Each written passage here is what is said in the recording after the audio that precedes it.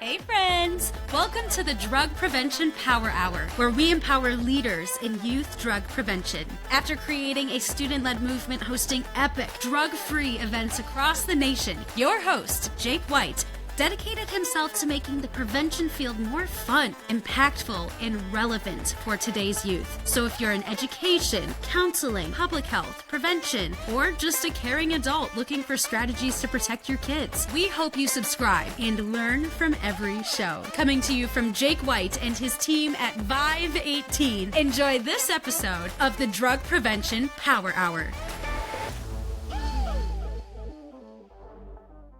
Hello and welcome back to another episode of the Drug Prevention Power Hour. I'm your host, Jake White, and today we are hanging out with a new friend, Trevon Norman, who is a certified prevention specialist from Texas. He's doing coalition work out there, and we actually met when we were doing some work at the APPM, the Texas Prevention Providers meeting, and just hit it off right away. And we got him today for an episode. Hook, line, and sinker. We got Trevon. Thanks, man. Yeah, man, it's a blast to be here. Thank you so much for the invitation. You already said it, but we connected quickly through a mutual friend of ours, and I'm just excited to be in the room. The cliche is get in rooms where people are better and smarter than you. So I'm good. Oh, that's nice of you to say. It's mutual. I feel like that could go either way. And speaking of, like, Mitchell Moore was the guy who introduced us. Like, that guy is a wealth of knowledge to be around and so excited about our field. Shout out to Mitchell Moore, everybody. Prevention Training Services. Yes, shout out Mitchell Moore. I feel like I have to be a walking notepad anytime I'm around him. I want to stop him and say, hey, repeat that, and write it down and put it somewhere.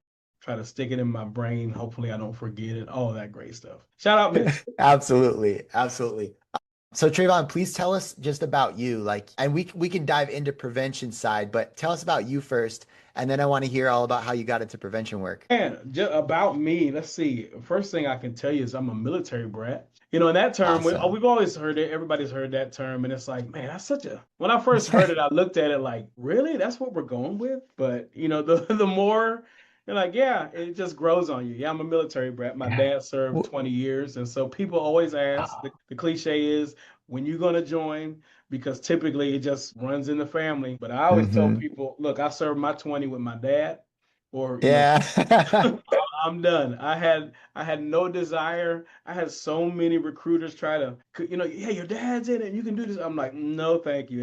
That is not for me. So where did the brat come in? Does that ring true? Are they military brats, or is that just something that tags along with it? It's just a phrase, military brat, just military kid, and from what I've heard, because I've asked people as I've gotten older, like, where did that come from? It's just, sometimes military kids can be a little much, and so that came in there. But other than that, it's just, just a term to show you're a military child. You're a child of, a military member, current or former. But yeah, Okay. we bounced around, of course. Most of my memories are from when we were in South Dakota, and then we were in Japan for a little bit. And then once we left Japan, we came to where I'm located now, Wichita Falls, Texas. That is North Texas. And, it's one of those places where people, when I tell people about it, I say I'm from Wichita Falls, they go, oh, Kansas. I'm like, no.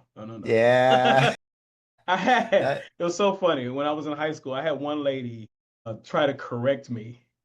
I'm like, no, I know what I'm talking about. There's a Wichita Falls, Texas. You're talking about Wichita. You're like, I know where I live. I'm a Yeah. teenager. I go to my house every day, and my address, my phone number, I got it all memorized. I know my brain cells are still developing, but I promise I know where I'm at. I got this one down. Yeah.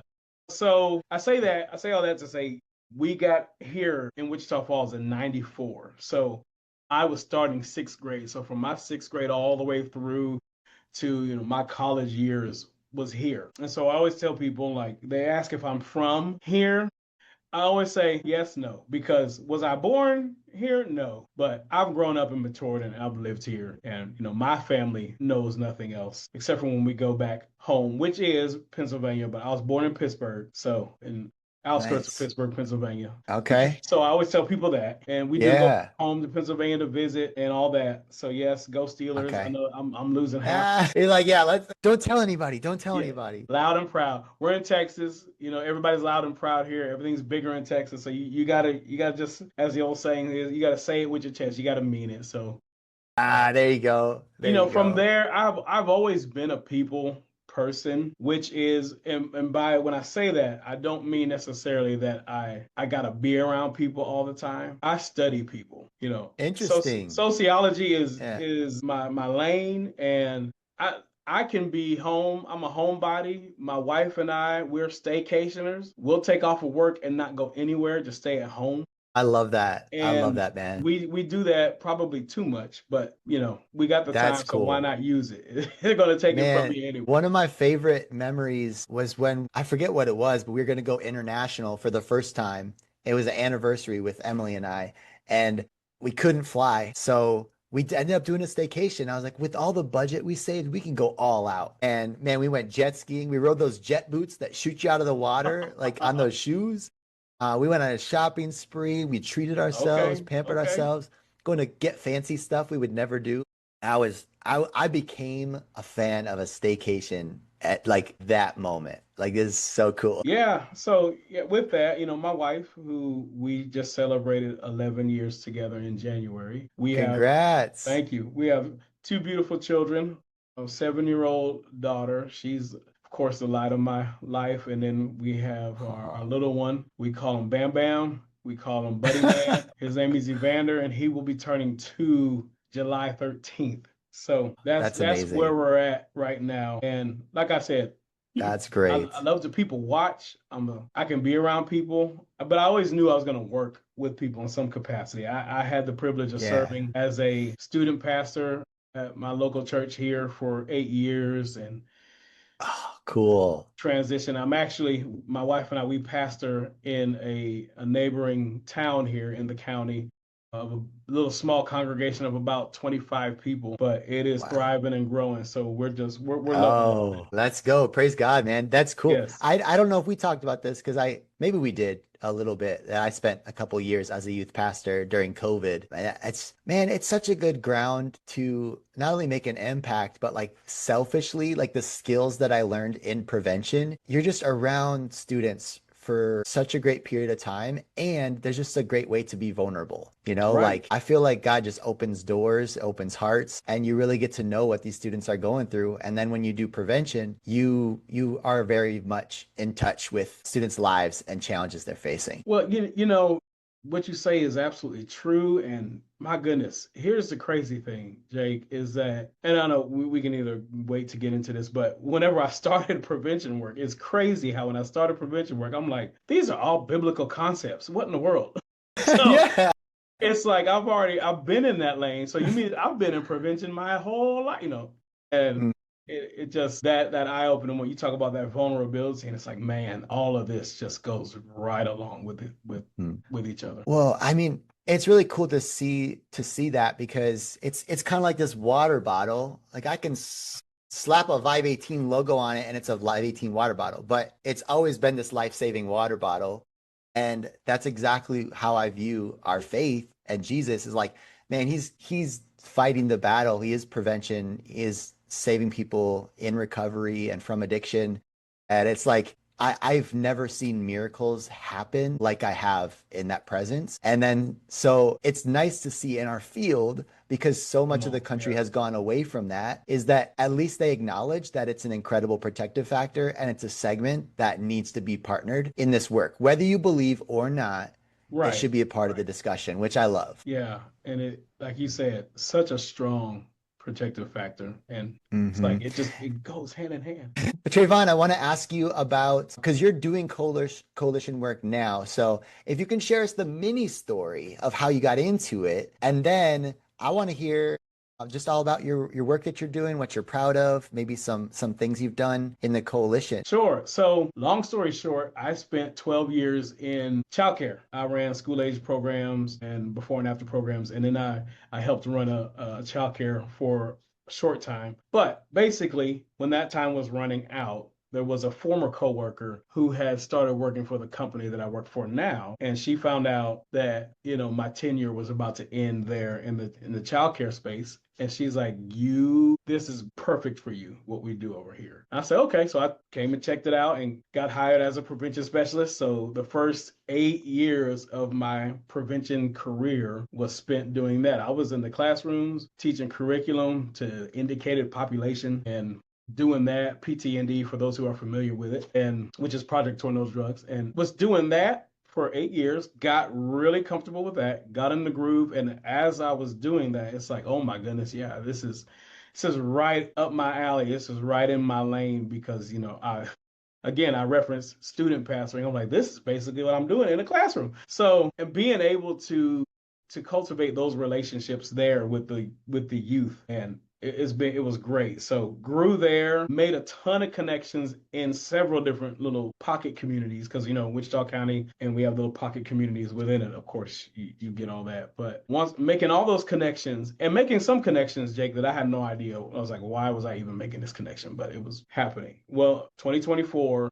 If we fast forward, 2024, my boss lets me know that we're writing for this grant to get a CCP, which is Community Coalition Partnership. And we got it. And she's like, I want you to apply. So I applied to be the coordinator, and there it is. So the shift is that it's a simple shift. When you're in youth prevention, you do some environmental stuff here and there, but you're mainly focusing on the individual. Coalition can still do those things more in a presentation capacity where you go to the school.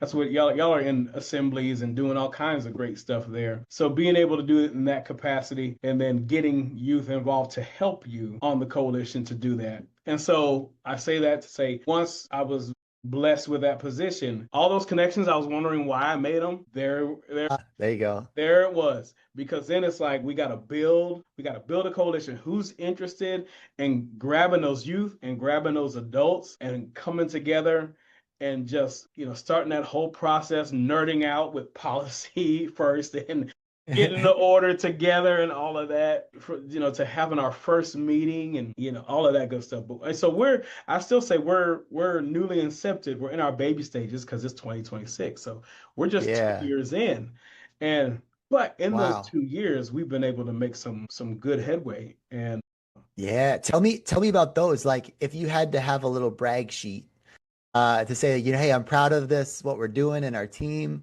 What would you put on that brag sheet? So the first thing I put on my brag sheet is when we had the youth come in, getting them to be able to help us with one of our first campaigns that the coalition was doing.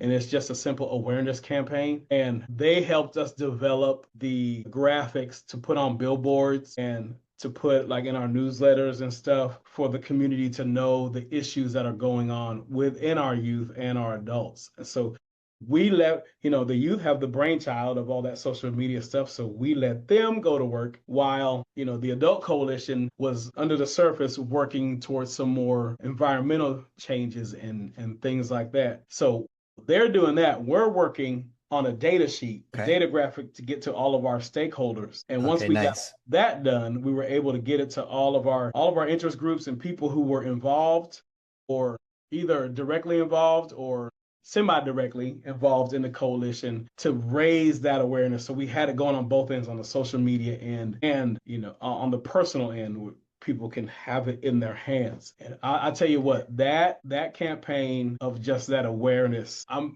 very proud of that because a lot of people don't have the ability to get local data. Mm-hmm. And so that partnership that we already had with the youth prevention side, because we developed questionnaires that they did. We took all of that and we made this data graphic so that all of the things we're trying to attack, like reinforce protective factors or reduce risk factors, is there on paper, and people see, oh my goodness, yeah, this is an issue. That, and man, we can get into it. I love creating or cultivating champions. Yeah, bro. When everyone just who's listening, like, gets the fire. If you were in the room when Trevon and I met each other, it was just point blank, hey, you need to be on the podcast. I need to chat with you. What lights you up to talk about? And he said, creating champions. So, bro, I've been waiting for this. I wanna hear, actually, it'd be great. I would love to hear what's one of your champions that you want to shout out. who helps you quite a bit. And then if you could just take us to school, man, how you think we can be good at this, I'm getting my notepad ready. So I want to shout out too, if that's okay. I'll do this as quick Yeah, as let's do possible. it.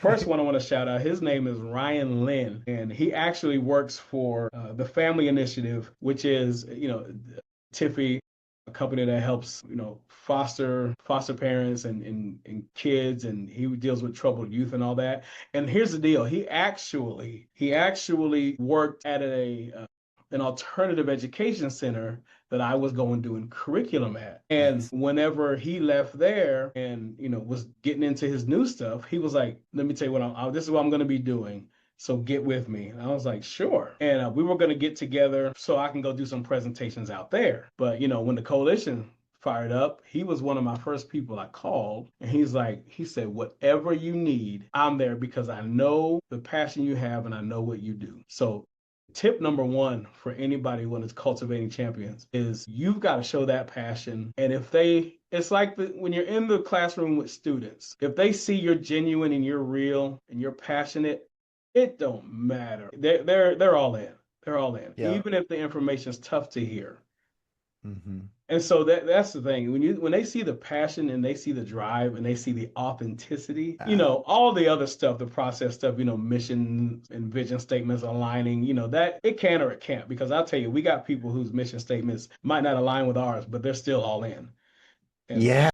because, Well, giving them and that the makes opportunity to invest, yeah. And it makes so much sense to say it, but I think sometimes what gets in the way of passion is and this is just from speculation, but there's this voice in our heads that says like, well, do they really care? Am I too much? Am I bothering them? They're tired of hearing from me. Like all these things that would go through my mind. And I've battled with this, building a prevention brand sure. and asking for connections, champions, donations, all these things. And so I think the story I remember the most is when I was in college, I took a geology class, which I had no interest in. I I You don't had want to to know about them take it. rocks? No, I don't want to hear about the rocks. I was so bad at most math and science classes, so I was dreading the outcome. So imagine you're in front of a classroom having to teach people stuff they don't even like and they're paying for it. So this was me. And I remember this professor was so passionate about rocks, he made me care just because he loved it so much. And I ended up passing the class because like when he opened his office hours, I just went to hang out with him and talk about it, a Now, subject I cared nothing about. but look. Yeah, you said it though. But I would wager, and if I'm wrong, I'll send you the biggest donation ever. But I would wager that professor's passion drew you in so much that you're like, bro, I gotta pass this class so I don't fail him. Ooh, wow. Like he drew me in so much. Now I care. I care that he cares. Just a Yeah. tad. You see what I'm saying? Like, Wow. Bro, and that could absolutely have been part of my feelings then, for sure. Wow. drew you in. Like he made you care. Like drew you in that. Yeah. Uh-huh. And And that's what you do though when you're in the field working with young people. It's like yes, the thought's going to come into your head of oh they don't care, they got to be here. It's forced on them. They're not going to like the information. Well, you get passionate about it. You show it does work. So I echo what you said, and there's proof. And like my second person I'll shout out, her name is Sherry Booker, and she was very hesitant. She was hesitant. Ah, She was one of the ones who came on the coalition like, yeah, I heard about this. It may be something, but boy, she was very hesitant. But the thing that got her was, and here's tip number two: if you give people the opportunity to invest, and we know investment happens, we know the definition of it, but we know it happens in different ways. People can invest their time, their talent, and of course, their treasure. There are some folks, and you need them, who will just cut the check and be like, we're with you. But mhm. then there's those other people who will give you their time, they'll be there. And then there's those others who will give you their talent, like they have something to do. And that's the thing. I would reach out to people or in the meetings, speak to them, like not their company or not their sector, but them. Like, Sherry, I see that you are such a great organizer. Would you be interested in being on our executive committee? Because we got a spot open and we need someone to help pull this all together. And I see that you have all this organization skills, and you do, not your job title, nothing like, it's you. Yeah. And so if you can give people the opportunity to invest in what you see in them, and it takes some work on your end, because you gotta be able to spot that. But Yeah. if you built that culture at the beginning, you'll be able to see it quickly. And man, when you give people the opportunity to invest, those levels of involvement they have, because they'll go from just networking where they'll just share your stuff, they'll go from there to all the way to collaboration where they're like, don't you do anything without me. If you go do something, you bet email, call me. And it's at the point, and this is the end game, right? It's at the point now where they do your advertising for you. They shout you out. They're the ones throwing you out there. They're the ones who, and even if they can't be there, I've got people who, if they can't be at a meeting, they send a representative. Wow, that's Like, cool. We can't be there, but here's somebody else, and they're going to report it back. And, That's goals right there, to have So- so committed that they're gonna send somebody. That's cool. And honestly, what a great way to expose new people to the mission. It's like, hey, I can't make it, but I love this thing. You got to go for me. And it works just both ways, on the youth end and the adult end. And with youth, it's the same thing. Invest. You call it ownership. You give them ownership of it. If they say, "Oh, this is mine," boy. Yeah. They'll When it's theirs, they care so much more.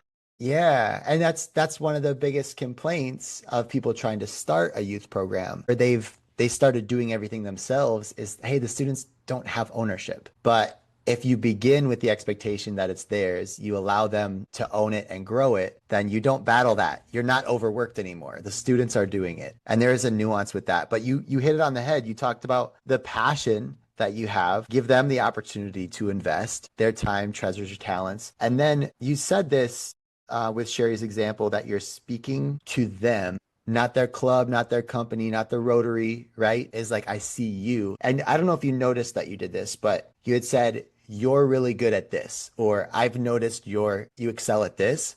Yes. We could really use you. It is so good to be needed. Man, think about all the people that want this purpose and to do something with their time, treasure, and talent, that they don't have something worthwhile. Like, man, people need this. Yeah, if you can get them, it's fascinating to see. And the doors that just open up, or the people that they're connected to, man. And I mean, before I hopped on here with you, we were just at a groundbreaking for one of our local Boys and Girls Clubs here. And cool. Knew most of the people there, but was able to make a connection that I hadn't before. And what happened was, the person said, "Have you met Trevon? Y'all need to get together." And just them saying that, the other person was like, "Well, we got to make it happen now, because the boss says," just playful banter like that. So, yeah, it keeps you busy, but man, it's such rewarding work. That's so good. Is there anything that you would recommend when you are speaking to them? Like, you had given us a perfect example of how you invited Sherry. Ryan, it sounds like he put himself available to you. Like, here's a menu. What do you need? Are there any other ways that people have come to you that we could identify? Because it sounds like, number one, they're in your corner, they love you, and you can ask them when the opportunity arises. There's the other person that you recognize them. Is there any other ways people have come into your organization as champions, do you think? Sure. Where can I be of service, like myself? There, I have the privilege and the honor of being able to serve on some other committees and do some work on other coalitions, and putting myself in those rooms and they're like, "Okay, who are you?" And I say who I am, and we just, what can I do for you? How can we help? Has brought people, just, if you make yourself available as well, again, folks will be drawn to, again, what they know is real, and not perfection. You don't have to be perfect at it. I used to tell my students this when I was student pastoring. I'd say, it's not about perfection, but it is about persistence. You don't have to be perfect, but you do got to try, and people can tell if you're trying. Yeah. So just Mhm. you keep trying and you do all the little things that we got social media, we have email blasts and all of that. But one of the things I asked my boss, I was like, we have a travel budget. Do you mind if I go make personal visits? Because I know how people appreciate that, some folks. And Yep. you'll get to learn them. Some folks, they're like, no, just shoot me an email. And you get to know them. Or you shoot them the email, you leave them alone. But then there are those you're like, hey, you got time for lunch today, or go grab coffee, stuff like that. But if Yeah. you're that's the thing. If you want them to invest, because that's the way you cultivate champions, then you've got to do some investing yourself. Wow, that's good. That's so good. Because, man, I can't tell you how, I mean, it makes me feel really good when someone takes me to coffee or lunch or a smoothie. It could be $5, right, from the value menu. But if you Yeah. bought it for me, I'm like, man, you're in my corner. I like you. This is great. It does build that relationship and you get that FaceTime. And I'm thinking of our youth group kids. Like we'll go through a year's worth of programming. And I'm like, hey, what was your favorite? Oh, it's when Jake took me to this one rundown Mexican restaurant and we had chips and salsa and horchata. Like, I was like, that was it? That was your favorite? Like, yeah, because they felt special. And adults are the same way. Like, You didn't remember my lesson on the quality of life, but you remember the day I brought canes in? yep, it's so Exactly. funny. My gosh. So I'm gonna highlight something you said and add it to your list is be in the room. The how do you create a champion? Be in the room. Whether it's you going to their committee, taking them out to lunch or whatever, having a pop in, you're in the neighborhood, pop in. Yes. Like that's things that friends do. And I don't think you can cheat relationships. Like we all hear that everything is a relationship game. If you look at fundraising, it's relationships, recruiting, making an impact, coalition building, it's all relationships. Then there are no shortcuts to this. We have to just be the incredible humans we are with the confidence that we're going to change the world with everyone else. Be in the room. And connection, yeah, connection is important as well because we have a group of people who have not been to any meetings at all, but they're all in. That's And good. because we stay connected, I do send the emails out. Everybody, the logistics, they get the minutes, they get the Yeah. agenda, all of that good stuff. Mhm. But I also will send them emails or give them a call just to check in on them. And like I said, I've got folks we've never been in a meeting, but if I was to say, hey, we're needing this to be sponsored, it's done. It's done. Yeah. And they're Yeah. the first ones to be like, yeah, we got it. Don't worry about it. And Yeah. so, you need them all. Yeah. Well, and that's a good reminder that what we do for the organization is not the same expectation we have for everybody else, right? Sure. Like I can't expect everybody to go as hard as we do, for our organization mission, but you have the person who's really great at making money and they're really busy and they love to get a little text saying, "Hey, we need this for this project. Can you help out?" And they love sending the check. Yep. Even if you never see them and you just get the thank you cards and they feel appreciated. There's different Sure. expectations, but you have that connection with them though. You Yes. you know that relationship, which is big. It's important. So anybody who can take different relationship trainings, communication, all of those basics, you do it because it'll pay off in the end. Yeah, that's good. All right, before we're about to close this out, did we cover it or do you have any last minute tips for creating champions? No, no. That was it. We covered it. We got it. Awesome. Just when you do that, when you give them the opportunity to invest, they will move up that involvement ladder. They'll be, like I said, they'll go from networking to cooperating to coordinating all the way to collaborating. So Yeah, that's incredible. Well, Trayvon, if people want to get in touch with you and follow your work, where can they find you? So you can find me. Our website is www.serenitytexas.com. You'll click on that prevention tab, and then our Coalition Prevention Alliance for Wichita is there. If you want to see our fact sheet, our data, some of the work that we've been doing, some of the artwork that the kids have done is in some of those graphics there. If you want to connect with me on email, Trayvon in at serenitytexas.com. And, I've got my little side hustle, my consulting, Good. tnconsultingservices.com. So Say that one more time. What's the URL? tnconsultingservices.com. Awesome. Yeah. tnconsultingservices.com. Yeah. Sweet. That's great, man. So if you all want to have a conversation about this, get some guidance, go check out that page. Check out all the great work they're doing over in Wichita, Texas. Wichita Falls. Wichita Yes. Falls. Wichita Falls. The other falls. Yeah, Well, other we say falls. we're the first falls because there's a city it's closer to San Antonio called Marble Falls, and so we always argue over who's the other. We say we're the first, they're the other. We're not the other falls. We're the first falls. That's right. That's right. I'm not the other Jake in the room. You're not the other Trayvon The in the room. Jake.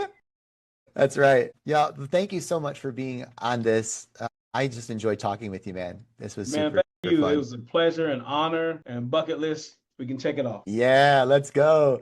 And listen, for everybody that tunes in to the Drug Prevention Power Hour, I want to thank you for being in the field. And you know what? I'm going to just recap because I learned so much today from you, Trayvon, is that when we're creating champions, show your passion, give people an opportunity to invest in what you're doing, the mission with their time, treasure, and talents.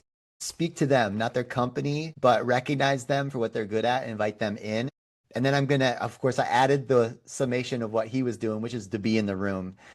And then I'm just going to call us to all stay in the game. Because when Trayvon started this story, he talked about like doing the work with students that he was doing. He's still in the field. And we desperately need people who are going to stay in the game, even when it gets rough, are going to find creative ways to partner and make big things happen. So if that's you, if this is your passion, I'm just going to ask, stay in the game and tag Please. in Trayvon, tag in us if you need any help whatsoever. Hey, I did challenge somebody at APPM because we didn't get to have lunch together. We wanted to, but I told him, I said, if you're at APPM next year, I'm buying lunch for you. Oh, that's cool. That's cool. All right, So, y'all, yeah, stay in, stick in there. stick in there. We need you. We need you. And y'all, we're better together. So we will see you next Monday on another episode of the Drug Prevention Power Hour. Thanks for listening to this episode of the Drug Prevention Power Hour podcast. If you love the show, make sure to leave a review and share what you've learned. And if you need help reducing substance use among youth by educating and engaging students in prevention, visit vive18.com for more information, tools, and resources.